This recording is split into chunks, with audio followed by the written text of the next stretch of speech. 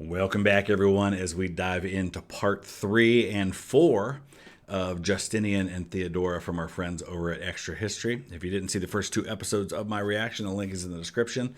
The link is also there to take you right to episode 3, and you can pick it up from there if you want to watch this without my commentary. I want to give a shout out to David in Fort Lauderdale and Jarrett in Utah, who are both executive producer level patrons. Huge support for this channel, and I'm grateful. You'll see their names again at the end with the end screen of all of our producer and executive producer level patrons. They make this possible. Let's go ahead and dive in to part 3.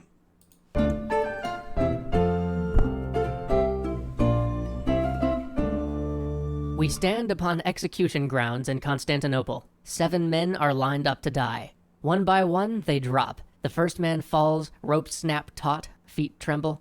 The second man falls, then the third, the fourth, and the fifth. Then the final 2 drop. There's a deafening crack, a retort that rings throughout the courtyard. Then silence, and then frantic action. 2 men are on the ground, gasping, grabbing their necks. The echoes of the sound, a sound not of bones breaking, but of ropes snapping, still bounce from the stone. So there is, believe it or not, a real art and a science to hanging people that has been perfected over the centuries. And the concern is always the goal, at least in modern hangings, has been to break the neck. So the person dies instantly. It's supposed to be a humane, quick, relatively painless death. More often than not, though, it gets wrong, right? If the rope's too long, it could snap somebody's head off, and that has been known to happen. If it's too short, the person ends up choking to death. It's basically like being strangled. If the rope's not the right material, it can snap like that. If it's not placed in the right spot, there's all these different things like that to it. The guards look about confused. The executioner has yet to even become aware of his error. A group of monks from the nearby monastery of St. Conon, who have been watching from the crowd, surge forward to gather up the men. They can't let such suffering continue. The guards move to stop them, but the crowd bars their way. The monks procure a small boat and row the men across the winter waters of the Bosporus to the Church of St. Lawrence to ask sanctuary of the priests inside. Soon the guards arrive, but the men are already safely within the church. They have sanctuary. The guard commander posts men at all the exits. He'll starve them out. It's not long before a crowd starts to gather. The men who were hanged, and the men who escaped, these were men of the Demes, men of the chariot racing factions that played such a huge part in Byzantine life. So we talked about this in the first episodes, right? They talked about the importance of these guys kind of being the celebrity athletes of the day, and all the political implications that are involved in that. So this is a bigger deal than just some sportsmen. Demes, the sports clubs that had a hand in everything from running the city fire departments to making major political decisions, had become more and more unruly, more and more lawless over the preceding years. During a riot that had broken out after a chariot race a few weeks earlier, several people were murdered. A little hooliganry could be tolerated, but that was too much. Order had to be maintained in the capital, so 7 of the ringleaders were marked to die for their crimes. But 2 of them didn't die, and they would serve as the tinder that would set Constantinople alight. This is exactly why they do these executions in this case, right? You're setting an example, but also you run the risk of turning these people into figureheads, into martyrs, and especially if 2 of them get away, that's a problem. On January 13th, 532, the Emperor Justinian entered his box in the Hippodrome, like he would for any other race. But these races, the races to celebrate the Ides of January, were to be different. The crowd began to shout for clemency, to beg the emperor to forgive the 2 men still holed up in the church. Race after race went by, and they continued to loudly implore the emperor. But the emperor was silent. He'd had too much of the Demes controlling his city. Law would be restored. But as the last few races were being set up, the crowd's chant changed. They began to chant, "Long live the merciful blues and greens," because, as fortune dictated, of the men hiding in the church, the ones who'd escaped, one was from each of the Demes. Then suddenly... Wow, okay. So what do you do if you are the emperor in this situation, right? You've got law and order on one hand, that you've got to send a message. You know you need to keep control of the mob, because if the mob figures out the power it has, it can turn on you, and that could be it. But you also have to worry about them and placating them. But if you give in, do you now set a precedent, negotiating with terrorists, so to speak? Someone shouted, "Nika!" Then the crowd, perhaps tens of thousands strong, began to shout it at the emperor. Nika was the cry for victory. It meant conquer, and usually the blues and greens would shout it at one another, taunting each other as their racers won, or encouraging their champions as they sped around the track. But here, now with one voice, the entire stadium screamed it at the emperor. The Deems had always been kept in check by one another. They were never united, and so the emperor could play them against each other when the need. The enemy of my enemy is my friend, right? This is what we see all the time with rebellions and unrest in countries, is that if there's a common enemy, previous enemies will unite with each other long enough to overthrow that enemy, but then they'll fight for control themselves. We saw that in the Russian Revolution, right? Where you have everybody kind of united in overthrowing the monarchy, but then once you overthrow the monarchy, now there's going to be further division. There's going to be a further civil war as they fight over what's going to replace that. So the blues and greens may have kept each other in check, but as soon as they're united, you got a real problem on your hands. It was nearest, but here they stood as one, chanting. This must have been a terrifying moment. The emperor's guard hastily led him out of his box and down the specially constructed tunnel that connected his seat in the hippodrome to the palace. The emperor was shaken, but he wasn't going to be cowed by the mob. They'd likely fall back into their rivalries before nightfall. You'd hope. But the mob, now united, flooded out into the streets of Constantinople, burning and looting as they went. They made their way to the palace and set the palace gate ablaze, but the fire spread. First, the Church of Sancta Sophia, the great center of worship for the capital, caught alight and was consumed by the flames. Then the baths, the great baths of Zeuxippus, the baths built by Constantine himself when he founded the city. So that particular statue, I believe, is the one that's outside of York Minster in England. Constantine was declared to be emperor in York. It was called Iboricum by the Romans. But yeah, I think that's where that is. City, adorned with treasures assembled from around the world, fell victim to the flame, the ash and tinder of antiquity floating off into the night sky. By dawn, much of the Augustium, the palace quarter, was in cinders. But when the city woke, it wasn't the stunned and subdued city Justinian had hoped for. For 5 more days, the riot burned through the city. The palace was under siege, the prison was razed to the ground, and its prisoners loosed. And through all this, fire. Fire spread through every quarter, burnt its way through the wood and timber, leaping from house to house as the riot raged around it. And the riot itself was a servant of the fire, keeping those who would try to stay it, those who were part of the bucket brigades or part of the civic corps, fighting in the streets while the city burned. And then, on Sunday the 18th, as smoke covered Constantinople and nearly a quarter of the largest city in the world lay in smoldering ruin, the crowd again gathered for the games. Justinian, cowed for perhaps the only time in his career, came out and told the crowd he would give their men pardon. I am impressed that he even had the guts to go there after all of that. Maybe he saw this as his best chance because maybe at least for that moment, everyone's calmer, everyone's quieter. They're there for the games. They're not rioting anymore. Hopefully the fire's getting under control. This says a lot. But now that wasn't enough. The crowd shouted that they Had your wanted chance. evil officials removed. They shouted for removal of the city prefect, the man who had been responsible for the arrest of their leaders in the first place. This was to be expected. Justinian acquiesced. Then the crowd called out the names of Tribonian, Justinian's legal advisor who had rewritten the law code, and John the Cappadocian, the empire's taxman. Justinian was stunned. These men were corrupt, but their corruption didn't particularly affect the poor citizens of Constantinople. This wasn't the sort of request the mob would make. No, this meant they were being backed by senators, by powerful men, perhaps some of the very... If you are looking for an opportunity to go after Justinian, and there's a mob that's available, if you can bring some direction, if you can bring some support to that mob, you can wield it as an army to get what you want. Very same men who took shelter with him in the palace, who stood next to him while the mob howled outside. This spooked Justinian. He accepted these terms. He offered a full pardon to everyone involved. But even this wasn't enough. Jeez. Clearly, the crowd had been primed. In their fury, they called for a new emperor. Justinian again retreated to his palace and conferred with his advisors.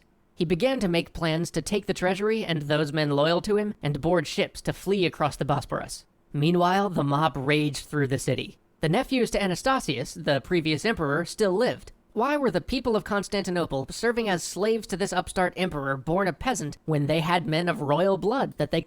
And this is, once again, why in most cases when a new ruler who's from a new dynasty or a new family or a new movement comes to power, they typically consolidate that power by eliminating any potential claimants to their throne.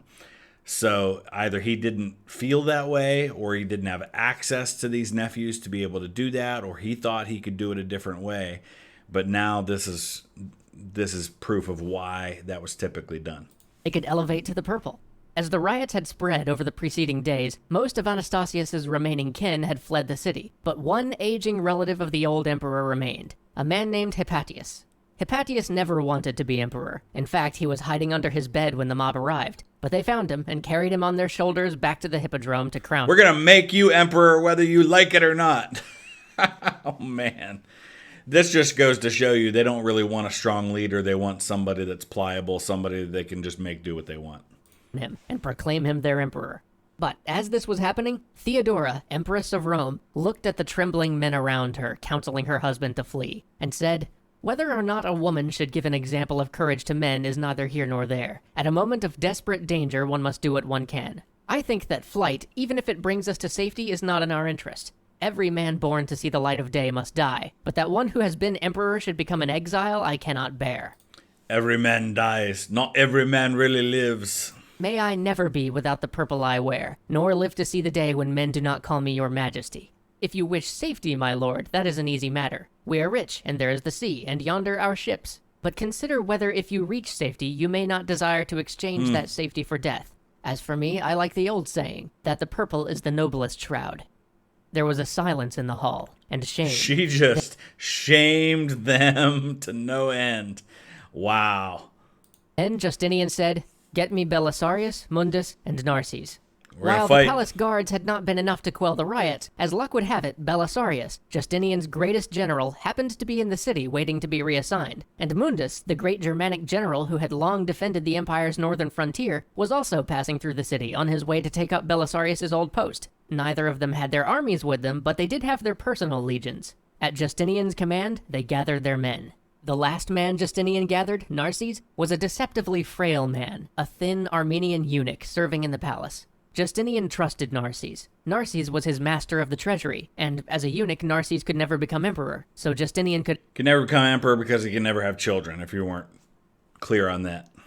ask Narses to do the very thing that had allowed his family to usurp the throne in the first place. Take a big bag of money, slip out of the palace, and bribe those opposing him. Narses made his way to the hippodrome, unnoticed, quietly following the stair that took him to the box where the leaders of the Blues stood as the crowd shouted and cheered for Hypatius. Narses reminded them that Justinian favored the Blues, and you know that Hypatius guy's a green, right? You can't get the entire mob on your side, but you might be able to get half of them. You might be able to get enough of them that the whole movement falls apart. So this is really good.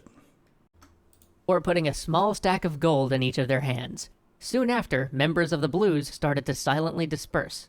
But the hippodrome was still filled with tens of thousands of blues and greens milling about the arena floor.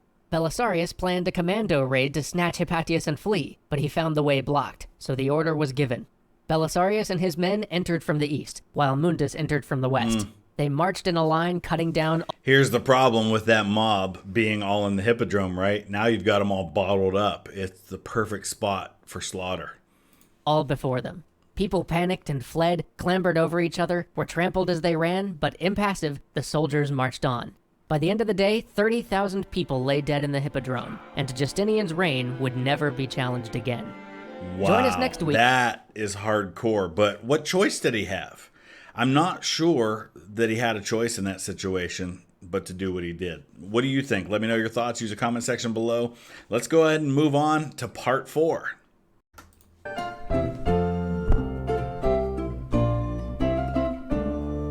As smoke drifted over the city, there was a silence in Constantinople. The sort of silence that can only come after riot and clangor and death. Large swaths of the city had been burnt to the ground. People wandered the streets, looking for lost loved ones or picking through the wreckage for smoke-blackened belongings. But as Justinian looked out from his palace, over the guards repairing the gate, over the soldiers taking bodies from the hippodrome, he knew a new and greater Constantinople would rise from these ashes, and with it a new and greater Rome. 39 days after the riots, 39 days after the fire and the chaos, the first bricks were set on what would stand for 1,000 years as the greatest Christian church in the world. Where the old Hagia Sophia had collapsed and been gutted by flames just a few scant weeks earlier, a church 100 times more magnificent began to rise. Treasure from all over the empire flowed into the capital to adorn its walls and to pay its workers. The city as a whole united to reconstruct what they had destroyed. So this is important too, right? You immediately jump on this opportunity to change everyone's focus from the death and destruction that has happened into building and to working together. You give them that big, magnificent goal. We talked about that at the beginning of this series, right? Where you set a just almost unobtainable goal, and then you put all your country's resources and time and focus and attention into making it happen. And that gives people something to unite over. And now, once you've got that unity within, now you can look about expanding. And as the walls of the Hagia Sophia began to rise, Justinian set his mind to his last great project, the reconquest of what had been lost in the West. He was the emperor of Rome, not merely Greece or Anatolia. A bare 60 years ago, the West had fallen. There were still men who lived in the empire who remembered when Rome stretched from Asia to the far coasts of Gaul. It was time to revive that legacy, time to take back what was lost. And to do this, he had to start with North Africa. The North African provinces had always been some of Rome's most stable and prosperous territories. They had been immune to the turbulence in Europe and the Germanic invasions. They weren't ravaged by constant war or desolated by raids. But in the 430s, Vandal kings had crossed the Straits of Gibraltar and marched east, laying siege to Carthage, that ancient enemy Rome had conquered and occupied more than 500 years ago, and taking it as the seat for their new kingdom. But those kings had found more than a capital there. In Carthage, they found a navy. The great shipyard of Carthage fell to the Vandals, and with it, much of the Roman fleet. This allowed the Vandals to become pirates, then raiders, then seaborne conquerors. And in time, most of the Mediterranean islands... I guess in some ways you could kind of compare them to the Vikings in Northern Europe, right? Where they've got sea power, they can make lightning raids, they've got a good base from which to launch these raids on some pretty wealthy kingdoms that they can... terrorize, but then retreat safely back to their own ground. Even Sicily itself fell to Vandal arms. But most shocking to the Roman world was an event that had happened in the year 455. In 455, the Vandals descended on Rome itself and sacked it for 14 days. This had led to the last great combined effort of the East and the West, when, in 468, they sent a force of over 100,000 men to retake the North African provinces, and in one of the worst military disasters of the ancient world, were utterly wiped out. After that, an uneasy peace formed between the Vandals and the Romans. Justinian needed to break this peace if he was to restore the glory of Rome, if he was to retake what had been taken from them, and avenge the humiliating sack of the Holy City.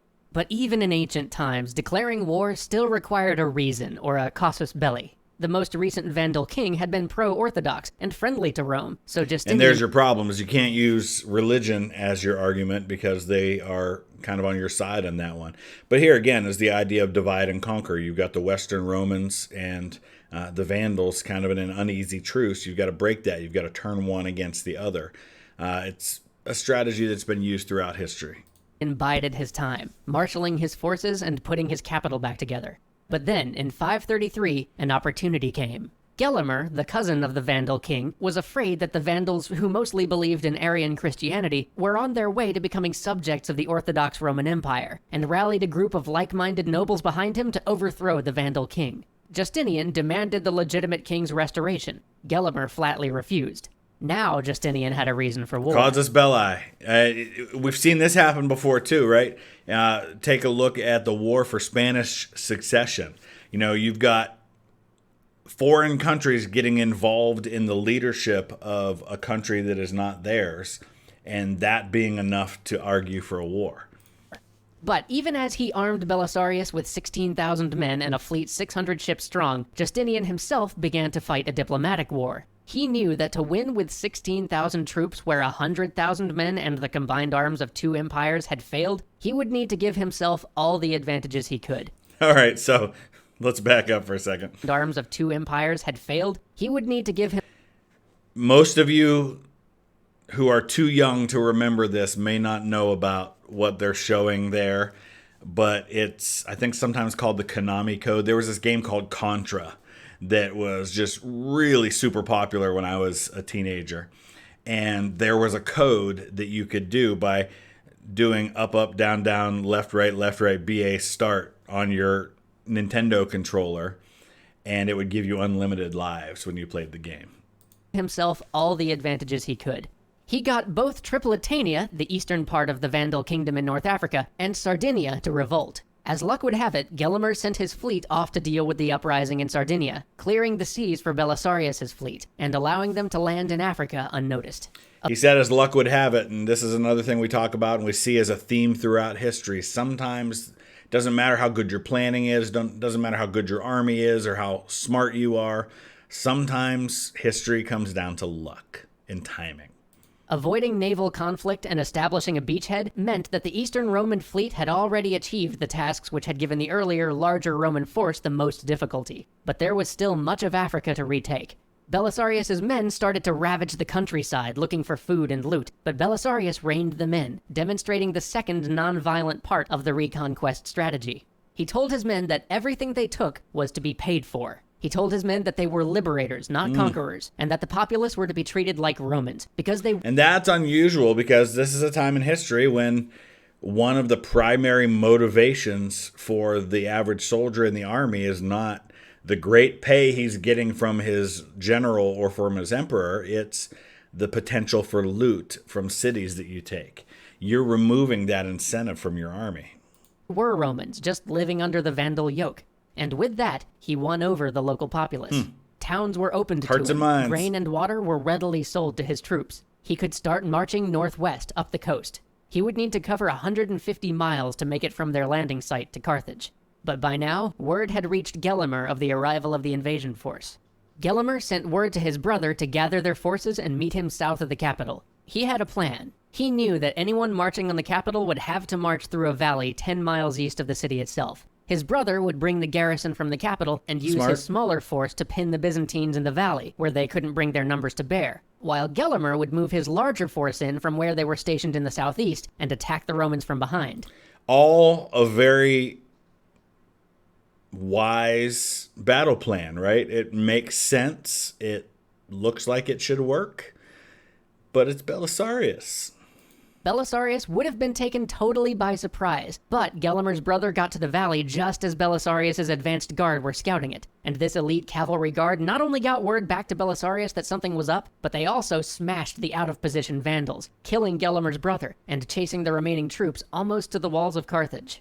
Gelimer, having no idea that this had happened, charged his forces into the Byzantines from the rear. But since they weren't pinned down by the other Vandal troops in the valley, the Byzantines could wheel around and meet the attack.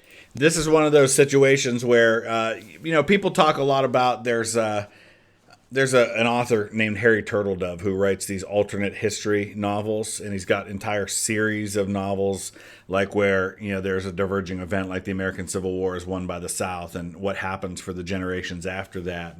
And one of the books is called Guns of the South, where Robert E. Lee gets his hands on AK-47s, I think it is. And I saw somewhere at one time a quote by someone who said, you don't need to give them AK-47s. A couple of walkie-talkies could have changed the outcome of the war. And that's absolutely true. Up until the 20th century, you didn't have the ability for instant communication along different fronts and parts of the line. And so just if Gelimer had been able to talk to the other side of their army and they'd been able to better coordinate their attack, the whole outcome could have been different.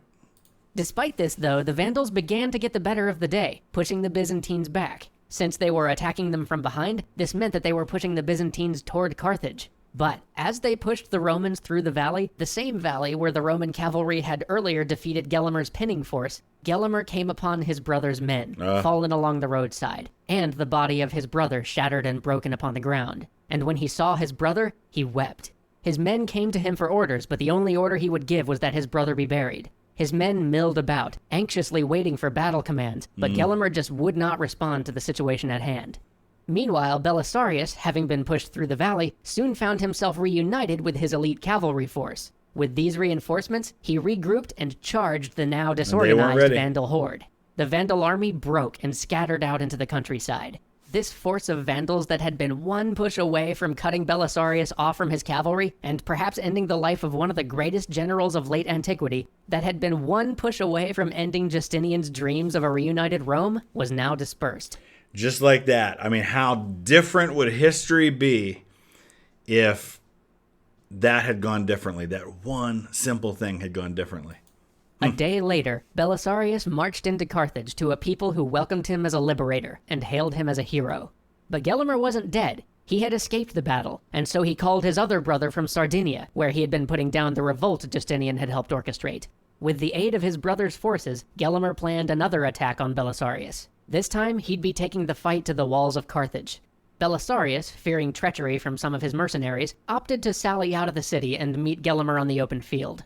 The fighting was tough. No brilliant tactics, no clever flanking, just direct, grinding, brutal combat.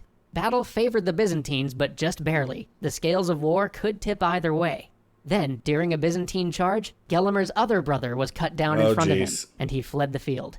The Vandal forces would never recover from this defeat. They held out for a few months in the hills, but by spring, the Vandal kingdom had effectively disappeared. Just a couple of battles in this kingdom that has lasted for the better part of a century in Africa. Gone. For his service, Justinian awarded Belisarius an honor that hadn't been seen outside the imperial family since the days of Augustus, 500 years before. A triumph. The greatest honor a Roman general could receive. And this is also important because it, again, identifies Justinian's empire as the Roman Empire, right? Doing something that the Roman Empire did back in the days of Julius Caesar, having a triumph for a victorious general who has helped conquer territory for the empire. Belisarius and his troops marched with the spoils of war and the captives of the campaign through the streets of Byzantium to cheering throngs. But as he and the captive Vandal king stood before the emperor, Gelimer, the Vandal lord, was heard to say, "Vanity of vanities, all is vanity." This would be the last triumph Rome was ever to see. But we've not yet reached the apex. And a lot of times at the end of those triumphs, then you'd have like an execution of the enemy ruler. You know, a perfect example of this was with Vercingetorix. That's what they did with him, as they did this triumph. They kind of bring him through in a cage in the city, and eventually he gets executed. Of Justinian's achievements, nor of Belisarius's. Join us next time as the true reconquest of Rome begins. All right, so we're just getting into this. That is episode 4. There are 12 altogether, so we've got several more days of this, 4 more days of doing 2 episodes a day. So let me know your thoughts in the comment section below. Big shout out to Michael Everett and Anthony Moss, who are supporters of this channel on Patreon. Thank you so much for your support. We'll see you again next time. Thanks for watching.